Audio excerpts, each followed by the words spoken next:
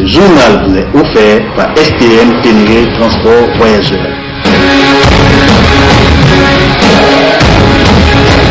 STM, une nouvelle façon de voyager.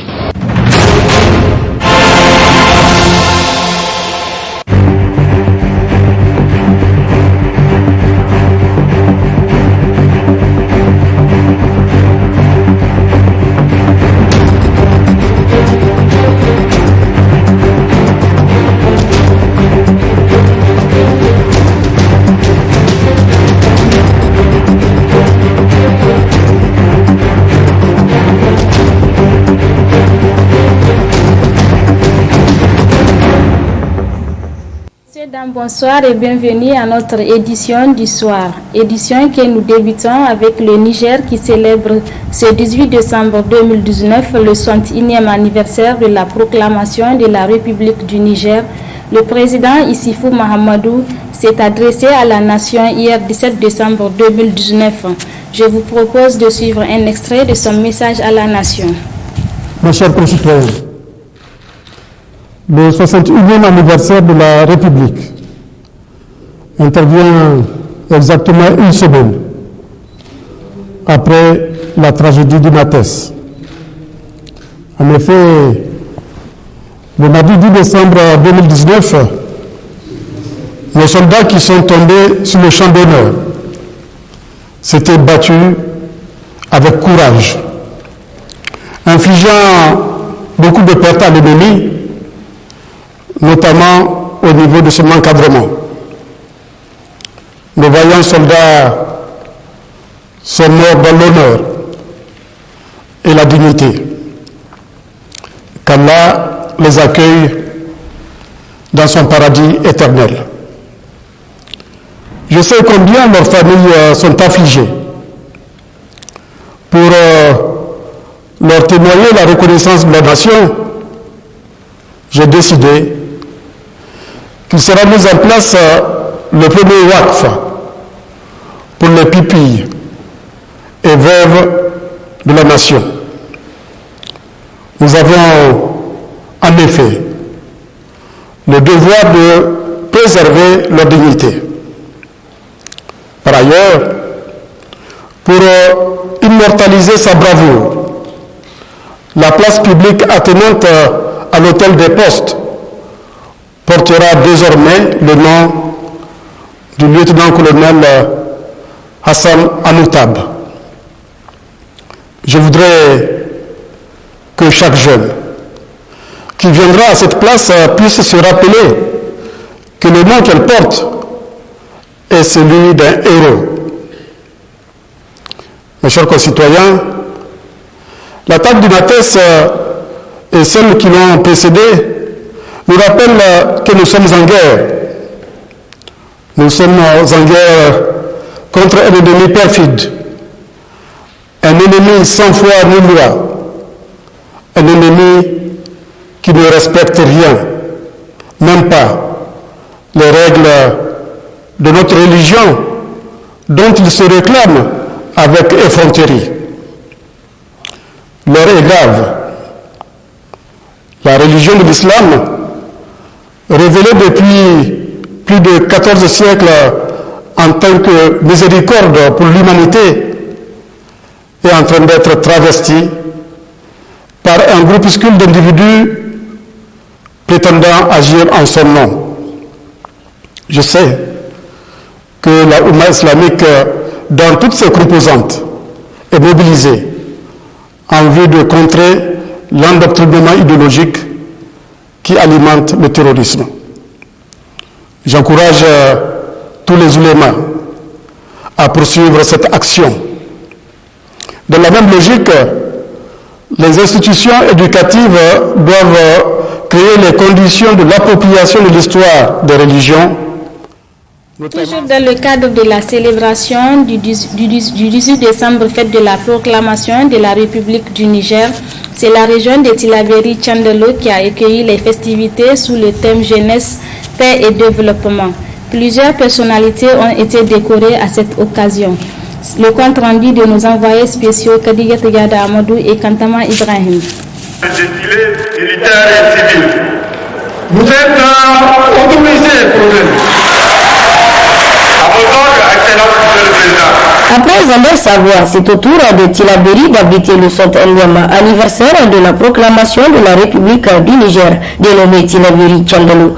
Sous le thème Jeunesse, paix et développement, était présent à cette cérémonie le président Nana Akufo-Addo du Ghana et Roch Marka Kaboré du Burkina Faso.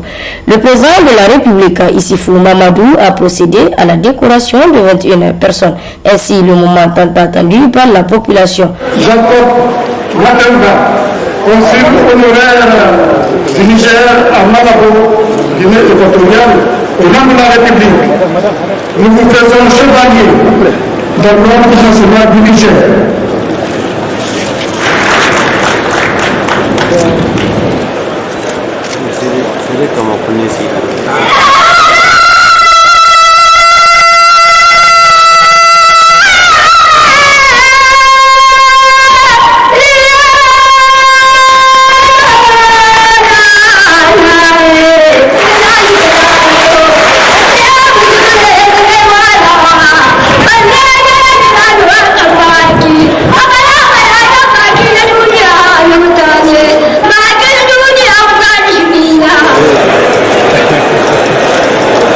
Les bénéficiaires ne cachent pas leurs sentiments. Je ne trouve pas les mots justes pour vraiment exprimer ma joie, et surtout décoré par le président de la République en personne. Vous imaginez toute mon émotion. Et la meilleure récompense reste et demeure celle de son pays.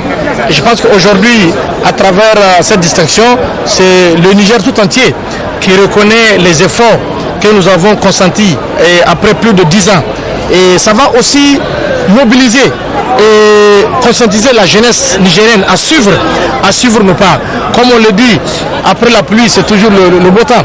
Et je dédie sincèrement cette distinction à toute la jeunesse nigérienne, à tous mes collaborateurs, mais aussi à tous les organes de presse qui nous ont permis d'avoir une visibilité extraordinaire au niveau national et international.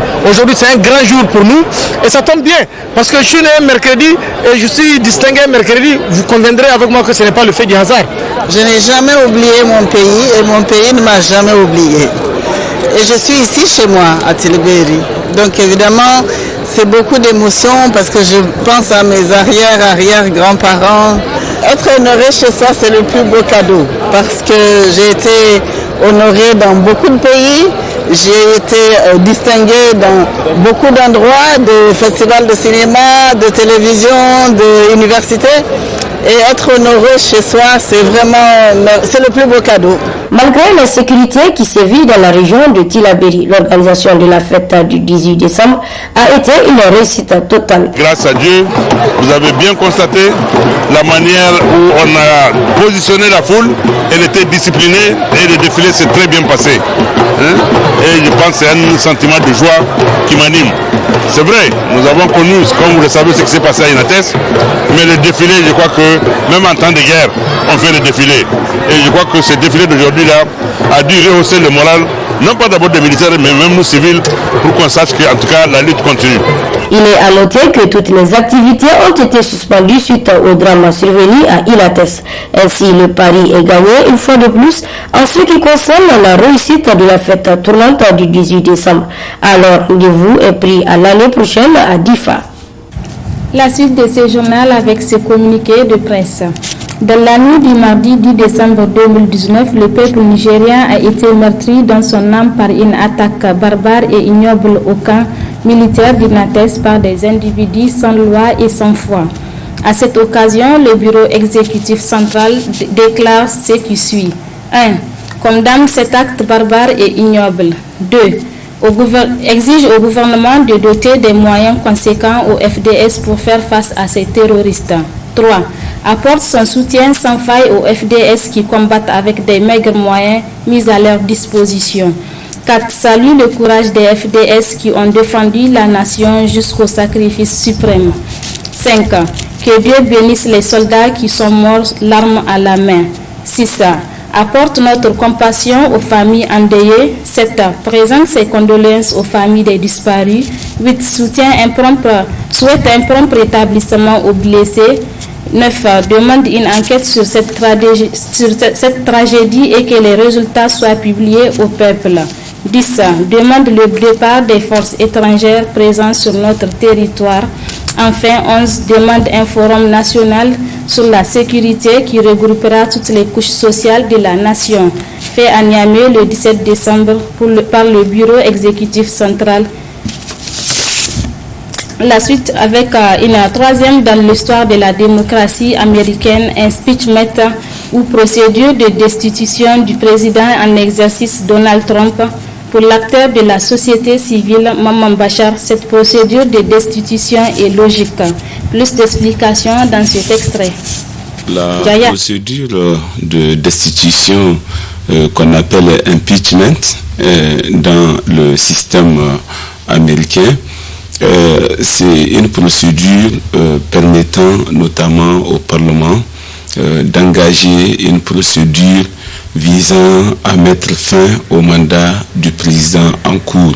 C'est-à-dire, c'est une espèce d'interruption de mandat suite à un fait grave qui serait contraire aux principes démocratiques ou aux règles sur la base desquelles est fondée la nation américaine. C'est une procédure tout à fait légale, elle est tout à fait régulière et elle constitue, si vous voulez, un des instruments de surveillance par lesquels le Parlement arrive à contrôler les excès en fait des actions du président en exercice. Dans le cas d'espèce, ce qui a été reproché notamment au président actuel, M. Donald Trump, c'est le fait de demander à un pays tiers d'enquêter sur un rival politique à lui. Donc, ils ont considéré que c'était un fait très grave parce qu'il remet en cause un principe fondateur de la République et surtout de la démocratie américaine qui impose une certaine intégrité et une certaine neutralité et qui devait en principe empêcher toute action d'abus vis-à-vis d'un adversaire politique en nuisant de sa position administrative, institutionnelle et ou politique. Donc de ce point de vue-là, c'est une procédure tout à fait régulière qui a été engagée par Pelosi, qui est la chef, du Parti démocrate à l'heure actuelle et qui sont majoritaires au niveau de la Chambre des représentants.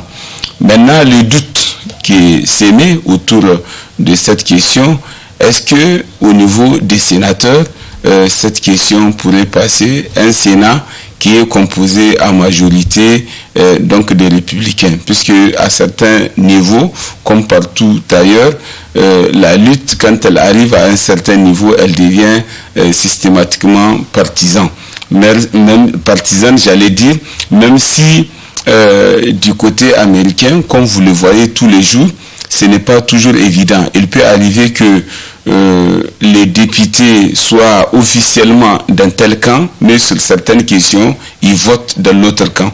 Ce qui n'est pas observé, notamment dans les pays africains.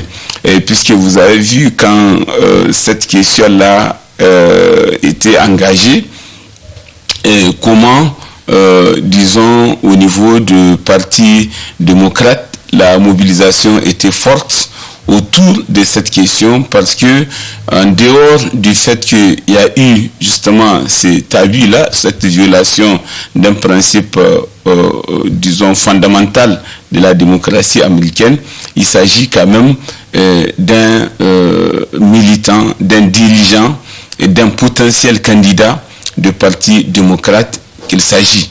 Donc c'est de lui qu'il s'agit et c'est celui que cette enquête-là a été demandée. Donc le Parti démocrate se trouve doublement en devoir justement d'engager cette procédure-là. Autre aspect dans ce journal, le gouvernement indien vient d'adopter une loi sur la citoyenneté indienne aux réfugiés d'Afghanistan, du Bangladesh et du Pakistan, mais à la condition qu'ils ne soient pas musulmans, une situation qui a suscité la réaction du Dr Boubacar Touré, consultant islamologue, que je vous propose de suivre au micro de Fatoumata Hamidou. Allah dit: ô les croyants, soyez stricts dans vos devoirs envers Allah et soyez des témoins équitables, et que la haine pour un peuple ne vous incite pas à être injuste.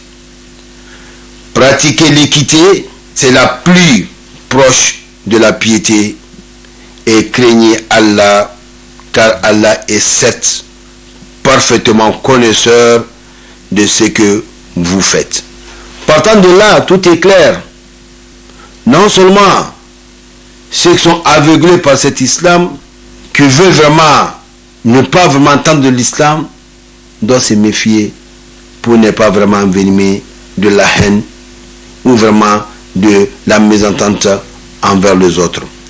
Et là, maintenant, on dit qu'il faut qu'on soit équitable, juste, parce que ça, c'est une injustice mondiale, une injustice humanitaire. Prenons ce qui se passe. Pour un petit oui, pour un non, on dit violation ou bien crime de guerre, crime humanitaire. Bon, vous voyez, et pourtant ce qui est en train de passer maintenant, passer à cause de l'islam, de la religion, personne ne peut parler, personne ne veut parler.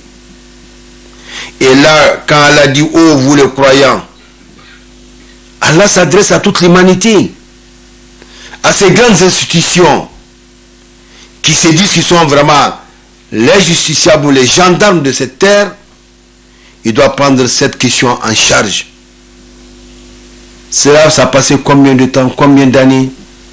Il a fallu avant-hier, mais le jour passé seulement, pour que la Gambie sorte à travers l'OCI, qui a même déjà traîné, parce que ça ne devrait pas attendre sur ça. Au jour où on a fait, l'OCI devrait le faire. Mais Dieu merci, si vraiment cette plainte a été déposée au niveau vraiment de l'ONU, je pense bien que vraiment on ne doit pas voir le côté religieux passer des musulmans, et ceux qui sont là-bas ne sont pas des musulmans, il faut détourner la vision. Non, on doit traiter cette question sur une question humanitaire. Et qui dit humanitaire englobe tout, sans exception de race ni de religion. Et si on parle le Coran encore, Allah dit dans le Saint-Coran: La ikraha fid din, qad tabayyana ar-rushd. Nulle contrainte en religion, car le bon chemin est distingué de l'égarement. Partant de là, celui qui veut embrasser l'islam, on le laisse embrasser sa religion. Celui qui veut embrasser le christianisme, le judaïsme, le bouddhisme, on le laisse faire. Parce que le bon chemin est distingué déjà. C'est une question vitale, c'est une question primordiale qui a trop duré. Les gens sont tués là-dessus, et vraiment, même en mettant le côté religion, je peux dire que vraiment le monde, la nation a failli. Toute l'humanité a failli, parce que ce Rwanda, où vraiment ces musulmans d'Inde opprimés, ne doit pas être traité de la sorte, et que les gens ferment les yeux là-dessus. Enfin, pour clore ce journal, le samedi 14 décembre s'est tenu à Berlin-Conny les assises de la conférence régionale extraordinaire du mouvement pour la société de développement MNSD Nassara de la région de Tawa. Principal enjeu de cette rencontre statutaire, le renouvellement du bureau de la section MNSD Nassara de Tawa, qui a désormais pour président Mohamedou Yahaya, le secrétaire général Dr Idi Meinassara et trésorier Yahaya Tanko. Dans ce public reportage de Hashimou Omar, Hassan Adamou Ide, que je vous propose de suivre. Très bonne réception, au revoir. En ce samedi 14 décembre 2019, c'est dans une ambiance marquée par le deuil national qu'observe notre pays suite à l'attaque lâche et barbare perpétrée par des bandits sans foi ni loi à Inates contre les vaillants éléments des forces armées nigériennes que se déroule la cérémonie de lancement des assises de la conférence régionale extraordinaire du mouvement national pour la société de développement MNSD Nassara à Birnin-Konni. L'atmosphère est d'autant plus lourde que ce creuset de l'unité nationale qu'est le MNSD Nassara a été porté sur les fonds baptismaux par des illustres membres de cette armée. Toute chose ayant amené le président par intérim, la section régionale du MNSD Nassara de Tawa à faire lire une fatia pour le repos de l'âme de ces dignes fils du Niger qui ont poussé leur patriotisme jusqu'au sacrifice suprême. Passé ce moment d'émotion, de recueillement et de compassion, le président par intérim de la section MNSD Nassara de Tawa a décliné l'ordre du jour de cette conférence régionale extraordinaire qui a fait converger, notons-le, dans la cité Carrefour de l'Ader Birnin-Konni, plus de 700 délégués issus des 13 coordinations de la région de Tawa. Votre présence ici, massive, démontre à plus d'un titre votre attachement aux idéaux du parti. Aussi, permettez-moi de vous transmettre les salutations fraternelles et militantes de son Excellence Al-Haji Seyni Omarou, président du parti, et de l'ensemble des membres du bureau politique national. La cérémonie qui nous réunit ce jour dans la légendaire cité de Birnin-Konni consacre les tenues de la conférence régionale des partis, une instance au cours de laquelle sera renouvelé le bureau de la section de Tawa pour un mandat de 4 ans. Cette forte mobilisation des militantes et militants du MNSD Nassara de Tawa a été mise à profit pour décerner des témoignages de satisfaction à l'endroit des militants qui ont fait montre de loyauté et de servitude à l'égard du grand baobab qu'est le MNSD Nassara à travers ses idéaux.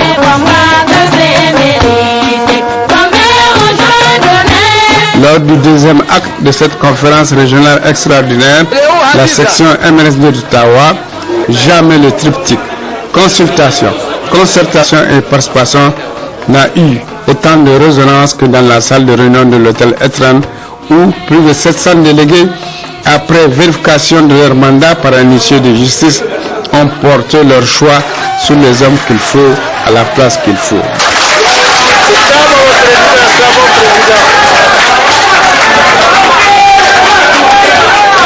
Secrétaire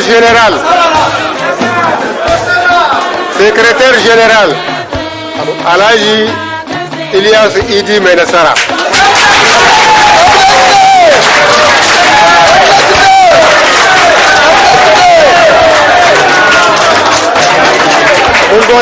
Alhaji Yatawko.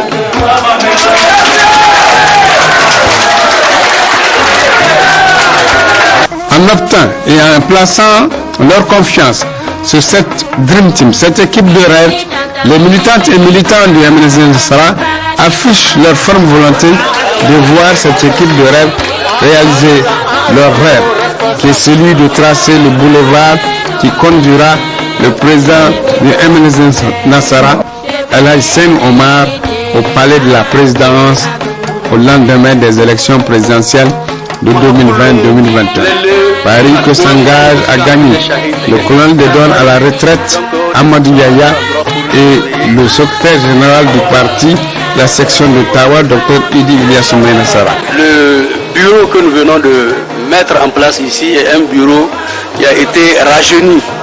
Donc nos premières actions vont aller déjà dans le cadre de la reprise, de la réorganisation de certaines structures qui sont déjà dans un état non convenable et essayer tout de suite de poursuivre, comme on l'a dit dans notre résolution, donc le renouvellement et la mise en place des structures au niveau des villages et des tribus qui n'ont pas encore été touchés. Nous allons replacer le MNSD dans sa situation d'antan, d'avant le coup d'État de Tandja Mamadou. C'est-à-dire que là, c'est une situation honorable et c'est cela aujourd'hui notre objectif par rapport donc, à cette démarche d'ici donc les élections. La section régionale MNSD de Tawa salue les efforts déployés par le président de la République Issou Mamadou pour hisser résolument le Niger sur les rails de l'émergence. Il marque son soutien au président El Hadji Seni Oumarou, homme imbu de sagesse, pétri de patience, d'expérience et de sens élevé de l'État pour qu'il puisse continuer cette exaltante œuvre de redressement national à l'aube de l'année 2021. Les participants à la conférence régionale extraordinaire de la section MNSD Nassara de Tawa, tenue à Konni le 14 décembre 2019, apportent leur soutien indéfectible à la candidature de son Excellence El Hadji Seni Oumarou aux élections présidentielles 2020-2021. La conférence. L'autre fait marquant de cette conférence régionale extraordinaire du MNSD Nassara de Tawa, c'est la reconnaissance des actes, des faits, des gestes, en un mot de l'action positive d'un fils du terroir qui honore à plus d'un titre la cité de l'Ader dans sa contribution qualitative à l'action gouvernementale. Ce praticien de la médecine, qui se nomme Dr Idi Ilyas Menassara, est en train de marquer de manière indélébile son passage au ministère de la Santé publique. Convaincu que la santé reste et demeure l'un des fondamentaux de la réussite du programme de renaissance acté du président de la République Issoufou Mamadou. Les participants à la conférence régionale extraordinaire de la section MNSD de Tawa, tenue à Konni le 14 décembre 2019, félicite et encourage le camarade Idi Ilyas Menassara pour sa participation active et positive au gouvernement. La conférence. À l'issue de ces assises de Benin-Konni, les membres du bureau élus, par consensus et par acclamation, se donnent pour mission première la redynamisation et la remobilisation des militantes et militants des 13 coordinations de la région de Tawa, afin que la région soit le levain qui garantira une victoire certaine au Grand Babab à toutes les échéances prévues en 2020 et 2021. Ce journal vous a été offert par STM Ténéré Transport Voyageurs. STM, une nouvelle façon de voyager.